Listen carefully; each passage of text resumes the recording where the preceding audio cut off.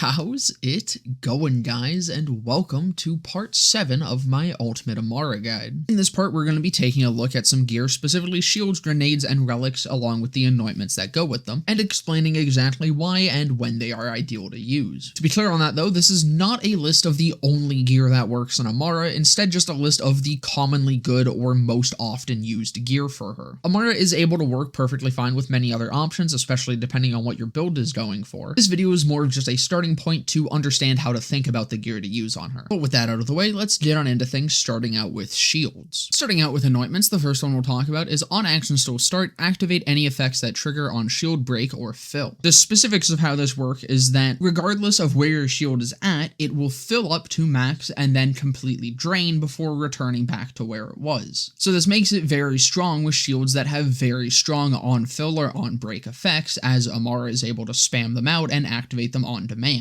I will be covering some of the shields that are very strong with Ass Break, and we'll point them out when we get to them. Next, we have on action still end, gain 50% bonus element damage with weapons for 10 seconds. This is able to come as any of the elemental damage types. Worth keeping in mind here is that this can roll on both shields and grenades, but they will not stack if they're using the same element on both. You will only get the singular 50%. If you have two different elements, then they will stack. This goes for any anointments that are worded the same, where multiple can be active at once. But this is just simply a very strong and pretty general anointment. It's usually a pretty safe bet for most builds. Again, Amara uses her action still a lot, so this will be pretty much always active, and it'll just offer some further elemental coverage. Next up is on action still end, action still cooldown rate is increased by 50% for a short time. While this isn't as often used for Amara, as she does have other sources of action still cooldown rate is a very important stat for Amara builds. Some builds have less access to it than others, and those are the types of builds that would benefit heavily from this anointment. And finally, we have after using Phase Slam, melee damage is increased by 200% for a short time. This is another anointment that can roll both on your shields and your weapons, but again, they do not stack. And this is just simply a very strong source of melee damage, obviously mostly being ideal for melee builds. While this is able to roll both on your weapons and your shield, I do usually recommend having it on your shield for most builds, as in most cases, that's just where it slots in a little bit better. Now getting into our actual shields here, we're gonna start off with pretty much the best general shield, the Revolter. When the Revolter breaks, you become Shock Enraged for 15 seconds. While Shock Enraged, you gain 50% bonus fire rate and 200% bonus shock damage as a global element. The Revolter is pretty much a B shield that not only offers just more damage, but alongside that, elemental coverage, fire rate, and is just always active. Because with that Ass Break anointment, you can keep that Shock Enraged up indefinitely. While this is probably just the best shield in the game for any Vault Hunter, and a vast majority of builds, it does offer some things that Amara can take advantage of specifically a little bit better than others. Fire rate is a stat that Amara does not have much access to, which is definitely very nice to get from this shield. But along with that, Amara just generally takes advantage of the global element far better than a lot of other Vault Hunters. What being a global element means, it applies to pretty much all the damage dealt by Amara. This means grenades, action stills, remnant, melee damage, body and mind, free the soul, ties that bind, double dips with it. Global elements provide a lot of value to Amara and make the Revolter pretty much good for any build that you could slap it onto. Adding this shield to the game was a massive mistake, but it's there and we kind of just have to accept its perpetual existence within the endgame. Though we do still have some other shields to cover, next up being the Old God. This shield rolls in any element, and depending on what it rolls in, you will gain a 20% damage bonus to that element, along with a 20% resistance to it, and the Old God also just provides a overall 25% elemental damage resistance. Now the Old God has definitely fallen out of favor over the years, mostly due to the existence of the Revolter, but can still provide a decent damage increase if you're looking for something just entirely passive, which being an entirely passive bonus does have its place within some builds. The damage resistance numbers are pretty low, so they don't really do a hell of a lot, but it's a nice little bonus. The main thing you want this for is the damage, which while Amara does have a lot of elemental damage available to her, the Old God's bonus is still pretty noticeable. Next, we have the Frozen Heart or the Frozen Snowshoe. Both of these function pretty much the same, as the important part for each of them is that they release a Cryo Nova, which will instantly freeze any enemy hit by it. Along with that, they heal you for a percentage of the damage dealt by the Nova, which can also be quite helpful, especially if you're running sustainment, as that will heal you even more. This is a shield that is most often used for Ass Break to just instantly freeze everything around you on demand, and is very strong for both gun damage builds to abuse the Icebreaker Relic, or for melee, as frozen targets take 3 times the melee damage. This can also work for both melee or gun builds that want to abuse Unweave the Rainbow. Now, as I said, the Heart and Snowshoe two are pretty similar, but they do actually have some advantages over one or the other. The Frozen Heart deals almost double the damage of the Snowshoe's Nova, so if you are wanting more damage or healing out of your Nova, the Frozen Heart is better. The Frozen Snowshoe doesn't roll with any other shield abilities though, while the Snowshoe is able to roll with one of the ancient abilities, so they both do kind of have their place. Next up we have the Infernal Wish, which while the shield is not depleted, you gain an extra projectile on all of your shots. Whenever you fire your weapon though, there is a chance to trigger self-combustion, which will deal constant fire damage to your character. While self-combustion is active, every shot has a further chance to stack infernal stacks, with each infernal stack providing more damage to that self-combustion dot. The Infernal Wish is a shield that is ideal for using high damage, slow fire rate, or semi-auto weapons like sniper rifles, Jacob's pistols, etc. This does also of course make it very strong with rocket launchers, and therefore makes it a very good shield for bossing as well. While there really aren't many builds that will primarily use the Infernal Wish, most builds will carry one in their backpack to be able to swap to on the fly for bossing. Though that being said, Amara does have some very strong survivability, and there are some builds that can actually keep her healthy enough to use this even with faster fire rate weapons. Couple final things to note though, bonus projectiles become even stronger on weapons with unlisted projectiles. For example, the Plague Bearer has its main projectile which summons the rockets that swirl around it. With the Infernal Wish you will duplicate that main projectile, and both of those main projectiles will summon those mini rockets. And all of these duplicate because they're unlisted. Projectiles that are listed on the card, say for like a shotgun, those sorts of weapons you will only get a single additional projectile, so the Infernal Wish isn't really ideal for those. And finally, the self-combustion dot effect is very weird with the Infernal Wish. It doesn't totally work like a normal damage over time effect. Most notably, it doesn't interact with the Elemental Projector Relic. Though that's about it for the Infernal Wish, so next up is the Front Loader, which is a very dangerous option as it takes your max HP down to only 40%, taking that 60% of your reserved health and giving it back as shield capacity. But this does take you below the health gate threshold, so you can be one shot into fight for your life. Pretty much the only reason you'd whip this out would be for a build running the Urad Anointment, which is another global element like the Revolter, but always active as long as you're below 50% HP. These sorts of setups have become weaker and therefore fallen out of favor ever since Urad got nerfed, but there are definitely still builds that can work with it. And finally for our shields we have the Ward, which gives 2% max health regen per second while your shield is active, and while your shield is depleted provides 25% weapon damage, 4% max health regen per second, and 300% melee damage. The Ward is by far the best in slot and pretty much the only option for the most part for melee builds, as it simply provides a fuck ton of melee damage. Ideally you get one at as low of a level as possible, and it is actually possible to get an anointed one at level 1. There's a specific method that you kind of have to go through to do this, but you can definitely find tutorials elsewhere on how to do it. Now with shields out of the way, let's move on to grenades, and again starting with anointments. I'll again mention here the 50% action stall and bonus element anointment, as this is just a very strong general anointment. Bonus elements of course are always just a nice damage boost along with providing further elemental coverages. That isn't our only option for a general damage anointment though, because we also have on grenade thrown, weapon grenade, and action stall damage are increased by 25% for 6 seconds. This may not sound like a lot at first, but this is V2 damage, so that 25% can actually be far stronger than you might initially think. Though when it comes to using this over 50% ASE, it does depend on the build, as some builds will benefit from V2 damage less than others depending on how much V2 you already have. This is also a bit of a weird source of V2 damage, as while every other source of V2 damage pretty much applies to everything, there's a couple of Amara's action stalls that this just doesn't apply to at all. Though if you've seen the previous parts of the series, you will know which ones those are already. And the final grenade anointment we'll go over is while action stall is active, grenade damage is increased by 150%. This is a very strong but very niche anointment, as it is a massive source of grenade damage and probably the biggest that Amara has. But not only is grenade damage just a very niche stat for Amara, you are kind of then locked into using a phase grasp ability, as those are the only abilities that Amara has that are active. Though it can definitely be used to run a grenade focused build or a TD or Chuck build, as even though those are off meta, they are still an option. Now before we get straight into grenades, I do want to quickly mention I'm only going to really cover utility focused grenades for the most part, as a majority of the grenades in BL3 that are damage focused can actually be pretty good, but they all kind of just do the same thing of deal damage. But most builds that care about dealing damage with grenades are built to deal grenade damage. Those that aren't tend to just use that slot for more utility. There is an exception to this rule though, and that is the Fish Slap. The damage dealt by this grenade is considered melee damage, so it will scale off of your melee damage bonuses, along with splash damage, but it will not get grenade damage damage bonuses. But not only is this just a very strong grenade for melee builds, but it's absolutely busted for just everything else as well, because it being melee damage means that it procs Groundbreaker, which means the Fish Slap is just incredibly easy to abuse for free damage, provides some utility in how it functions with melee skills, and can be a free ticket to nuking raid bosses. Best roll is Double Link because it can increase the damage by a decent bit, however, any roll will still deal a shit ton of damage. Coming to our utility grenades though, we then have the It's Piss, which debuffs all enemies hit by it to take an additional 20% increased damage. If you hit yourself with it, it will also cleanse status effects, except for cryo, but it can also damage you, and that isn't really the point of using it anyways. Overall, I think the It's Piss is just Amara's best in slot grenade for a vast majority of gun damage builds, as the debuff is pretty much entirely multiplicative. Because Amara has so much access to various types of damages, and just has a very diverse damage formula because of it, having something that can just act as a multiplier to all of those is incredibly strong and makes Amara benefit from the It's Piss more than most other Vault Hunters. It is both incredibly strong for bossing while still being really good for mobbing. Ideally, you want to try to get a low level one to avoid downing yourself with it. Next, we have the Hex, specifically the Recurring Hex, which is the Merv Divider variant, which will home in on enemies and swirl around the target with damaging beams connecting to the enemy. These beams deal constant elemental damage, which makes it very good for healing through Amara's sustainment ability, along with just being solid for applying status effects. This does kind of just go for any grenade dealing elemental damage, but the Hex being a constant damage is very nice. Radiation or Cryo is usually my go-to elements for the Hex, as that can also then provide some further utility in setting up big radiation chains or freezing enemies. And finally is the Mesmer, which causes all enemies hit by this grenade to fight for your side for 10 seconds. This can provide some crowd control, which some Amara builds don't have too much of. The importance of this is incredibly situational though, as most Amara builds don't really struggle to handle taking aggro while mobbing, and she does also just have access to a decent bit of crowd control as is. And finally we come to Relics, and we'll start with talking about passives. Most Relics are able to roll with any 3 of these stats, which is a long list, however we can cut that down to the passives that are actually generally useful for Amara, which is just weapon type damage. This is your damage like pistol damage, heavy weapon damage, those sorts of things. Weapon type damage isn't actually weapon damage, it is a V2 damage bonus that only applies to the usage of that specific type of weapon. Specific element damage, this is a elemental damage boost to a specific element type. This is able to come as any of the elements. Melee damage, grenade damage, area damage, which is just splash damage, mag size, and cooldown rate. And a quick thing to note about area damage is that if it rolls in the 2nd or 3rd slot, you also gain 55% splash damage radius. Now there's kind of 2 types of legendary relics. There's legendary relics that can't roll a prefix bonus and legendary relics that can roll a prefix bonus. We're going to start off by covering these prefixes themselves, starting with Atom Bomb, which increases the damage of the radiation aura, the damage of the radiation explosion, and the radius of the radiation explosion. This is a bit more of a niche prefix, however, is very strong for radiation-focused builds, which is something Amara is able to do pretty damn well. The Elemental Projector, which while you're afflicted with an elemental status effect, provides an elemental damage boost to that element type of 129%. This is an incredibly strong elemental damage bonus, especially for driver builds where you automatically apply a status effect to yourself, however can still be very strong even if you're running a build that has to apply it manually. The Icebreaker, which increases your cryo efficiency by 61% and gives you 50% bonus damage to frozen targets. This is a V2 damage bonus and a pretty big one at that, considering how easy it is for builds to freeze enemies, especially when they're focused in on that. It's definitely something that isn't just a plug and play and is something that you kind of need to focus in on, but can be very strong when built for. The Flesh Melter, which honestly I think is just an incredibly underrated prefix currently, as I really don't see much talk about it and I really don't see many people using it, but when you kill an enemy with corrosive damage, you will then gain a 32% damage bonus to corrosive damage, which stacks up to 5 times, with each stack lasting 12.5 seconds. At max stacks, this will give you a 160% corrosive damage bonus. This relic can definitely be really good for mobbing situations if built for, but honestly there's also just a lot of really good corrosive locked weapons that could heavily benefit from using this. And for Amara, she can pretty much apply this damage bonus to everything that she does if she attunes to corrosive. And the final prefix is Elemental Stones. These can come in any element and simply add 80% bonus damage of that element to your melee hits. This is by far the best prefix for melee builds, as it just offers you a pretty big bonus source of damage, along with allowing for further elemental coverage. I usually carry around one of each element to easily swap to depending on what I need. Now coming to the relics that can actually roll with these prefixes, starting with the Victory Rush, which when you kill a badass enemy, you will trigger a Victory Rush, giving you 18% movement speed and damage for 60 seconds. Killing a badass enemy again will refresh the duration of this buff, which means that it will be pretty much always active from the second you kill your first badass in most areas. 18% sounds kinda small, however it is V1 damage, which Amara really doesn't have much access to. While I do generally recommend this more for gun damage builds that want to use a prefix, it does still apply to your melee damage. The Victory Rush is most of the time what you would want to get your Elemental Projector, your Icebreaker, or your Atom Bomb on. Comboing it with the Elemental Projector or the Icebreaker is especially good, as you're comboing that V1 damage with another damage type in a single gear slot. But moving on, we then have the Static Charge, which what is written on the card is a little bit incorrect for. Whether you slide or not, your melee damage always gains 100% bonus shock damage. Dealing melee damage will chain 25% shock damage to one or two nearby enemies. The chain damage is then what can be increased by sliding up to 300% depending on how long you slid for. It also adds 100% bonus shock damage to your slides, but that doesn't really matter too much. This is most often the best in slot for melee builds. There are some other potential options, but for the most part, the Static Charge just offers competitive damage alongside a bit of area coverage, which most of the time melee builds lack. But now we'll move on to our final set of relics. Again, keep in mind that these are unable to roll with prefixes. And first we have the Toboggan, which provides 100% bonus slide speed, and after sliding activates a shield for 10 seconds that reduces incoming damage by 50%. Firing your weapon during this time will consume that shield and provide 100% bonus amp damage. This is very good for high damage single fire weapons, like rocket launchers, which is probably what it's most often used for. Keeping one in your backpack to swap to just very quickly obliterate a boss with a rocket launcher is usually a good idea. But going from a specific use to more general, we then have the Pearl of Ineffable Knowledge. Hitting shots in quick succession grant damage up to 15 times. When you reach those 15 stacks, you gain an additional 90% gun damage. While that 90% is gun damage, the 15 stacks is actually stacks of 1.01